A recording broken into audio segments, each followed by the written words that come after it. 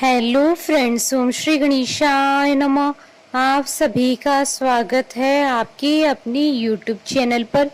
Friends, आज हम आपको इस वीडियो में बताने जा रहे हैं ऋषि पंचमी का शुभ मुहूर्त, पूजा विधि, उद्यापन विधि और ऋषि पंचमी की व्रत कथा और महत्व के बारे में। फ्रेंड्स, वीडियो शुरू करने से पहले आपसे रिक्वेस्ट है, अगर आप हमारे चैनल पर नए हैं और आपने अभी तक चैनल को सब्सक्राइब नहीं किया है तो प्लीज सब्सक्राइब कीजिएगा चैनल को, साथ ही प्रेस कीजिएगा बेल आइकन को, जिससे नए वीडियो से रिलेटेड नोटिफिकेशन आपको तुरंत प्राप्त हो सके। और वीडियो पसंद आने पर वीडियो को लाइक और शेयर जरूर कीजिएगा ताकि सभी भक्तों को इस वीडियो का लाभ प्राप्त हो सके। और कमेंट बॉक्स में ओम श्री गणेशाय नमः जरूर लिखिएगा। हिंदू धर्म में ऋषि पंचमी का व्रत करने की बड़ी महिमा बताई गई है। हर साल भाद्रपद मास की शुक्ल पक्ष की पंचमी तिथि को ऋषि पंचमी का व्रत किया जाता है। मान्यताओं के अनुसार यह दिन विशेष रूप से भारत के ऋषियों का सम्मान करने के लिए ऋषि पंचमी का शुभ अवसर मुख्य रूप से सप्त ऋषियों को समर्पित होता है। धार्मिक कथाओं के अनुसार ये 7 ऋषि हैं: वशिष्ठ जी, कश्यप, अत्रि, जमगाग्नि, गौतम, विश्वामित्र और भारद्वाज जी। मान्यताओं के अनुसार ऋषि पंचमी का उपवास रखने वाले व्यक्ति का भाग्य पल भर में बदल जाता है और पिछले व वर्तमान जीवन के सभी प्रकार के पापों से मुक्ति मिलती है। हिंदू धर्म में ऋषि पंचमी को विशेष महत्व दिया जाता है। जिस समय महिलाओं का मासिक धर्म आता है उस समय वह अपवित्र मानी जाती है। ऐसे में उन्हें किसी कार्य को करने की अनुमति नहीं होती है। यह समय महिलाओं के लिए एक ऐसा समय होता है जिसमें वह किसी भी धार्मिक कार्य में तो बिल्कुल भी भाग नहीं ले सकती। इसी कारण से उन्हें इस समय पर अधिक और कड़े नियमों का पालन करना पड़ता है।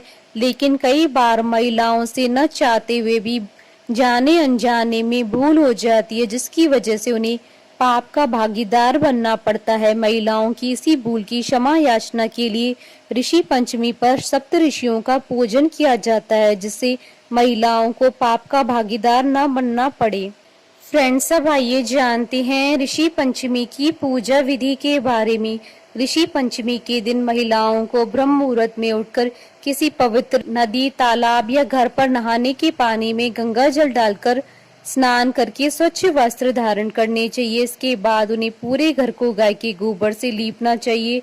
उसके बाद सप्त ऋषियों और देवी अरुंधति की प्रतिमा बनानी चाहिए।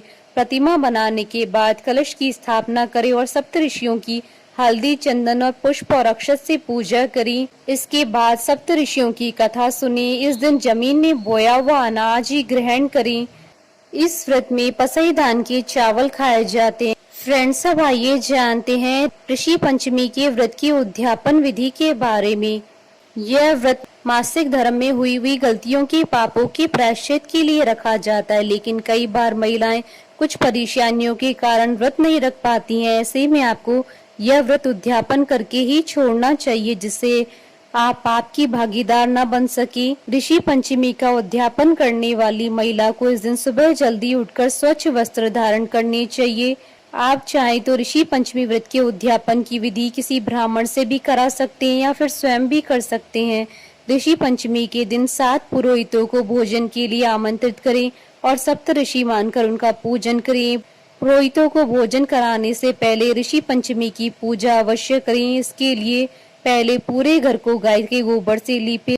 इसके बाद सप्त ऋषि और देवी अरुंधति की प्रतिमा बनाएं, फिर कलश की स्थापना करें। कलश की स्थापना के बाद हल्दी, कुमकुम, चंदन, पुष्प और अक्षत से पूजा करें। फिर उसके बाद सप्त ऋषियों की कथा सुनी। उसके बाद 7 पुरोहितों को सप्त ऋषि मानकर उन्हें भोजन करवाएं। भोजन करवा कर उन्हें दक्षिणा देकर उनका आशीर्वाद अवश्य ले। उद्यापन विधि संपन्न होने के बाद गाय को भोजन अवश्य कराएं, क्योंकि गाय में भी सभी देवी देवताओं का वास माना जाता है। फ्रेंड्स, अब आइए जानते हैं ऋषि पंचमी की शुभ मुहूर्त के बारे में।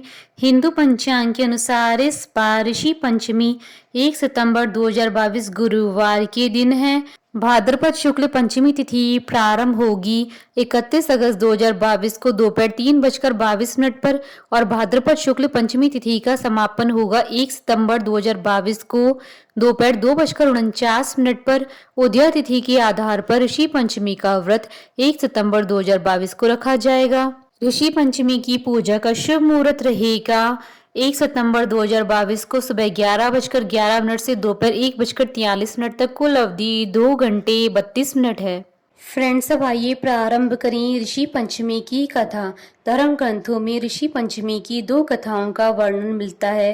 पहली कथा, सतयुग में विदर्भ नगरी में शैनजित नामक राजा हुए थे। वह ऋषियों के समान थे। उन्हीं के राज में एक कृषक सुमित्र था। उसकी पत्नी जयश्री अत्यंत पतिव्रता थी। एक समय वर्षा ऋतु में जब उसकी पत्नी खेती के कामों में लगी हुई थी तो वह रजस्वला हो गई।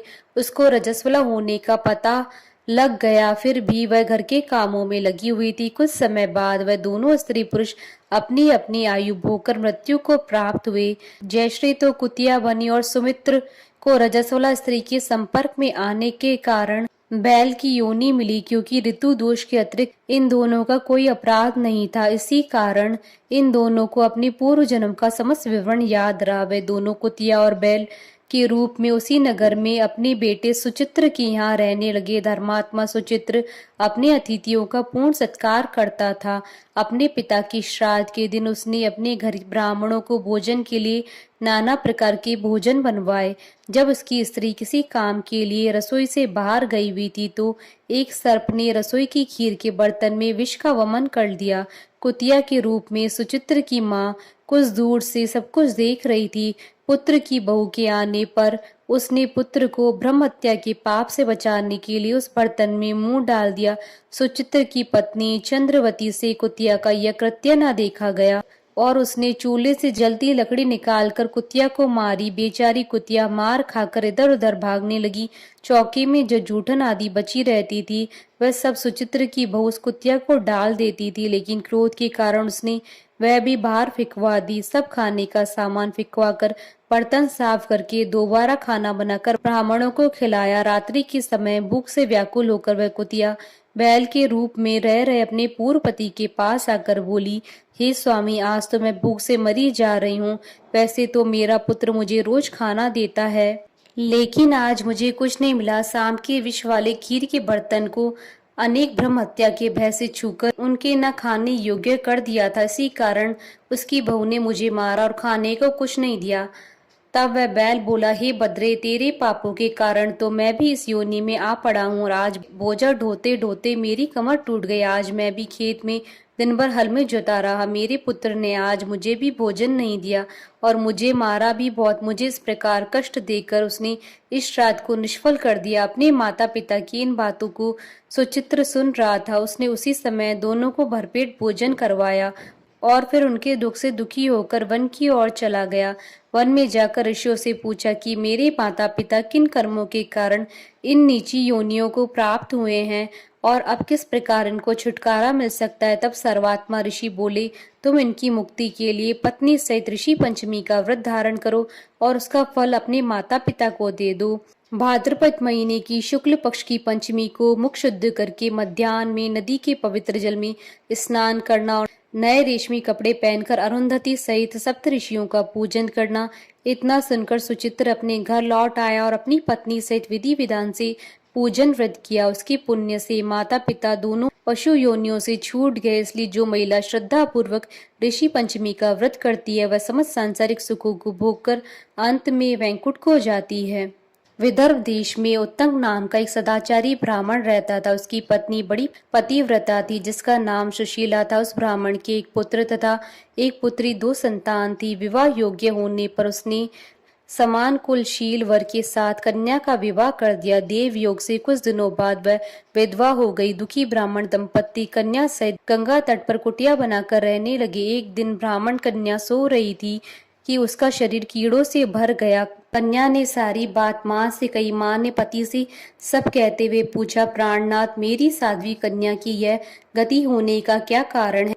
उत्तंक ने समाधि द्वारा इस घटना का पता लगाकर बताया। पूर्व जन्म में भी यह कन्या ब्राह्मणी थी। इसने रजस्वला होते ही बर्तन छू दिए थे। इस जन्म में भी इसने लोगों की देखा देखी ऋषि पंचमी का व्रत नहीं किया, इसलिए इसके शरीर में कीड़े पड़े हैं। शास्त्रों के अनुसार रजस्वला स्त्री को कोई भी कार्य नहीं करना चाहिए। इसने इस बात का ध्यान नहीं रखा, इसलिए इसे इसका दंड मिल रहा है। इस समस्या के समाधान के लिए ऋषि कहते हैं कि इस कन्या को पूरे भक्ति भाव से ऋषि पंचमी का व्रत करना चाहिए, तब जाकर इसे मुक्ति मिलेगी। वह कन्या ऐसा करती है जिसके बाद उसे उसके पापों से मुक्ति मिल जाती है। अगले जन्म में उसे अटल सौभाग्य से अक्षय सुखों का भोग मिला। हमारे साथ इस वीडियो में अंत तक बने रहने के लिए आपका धन्यवाद। ओम श्री गणेशाय नमः।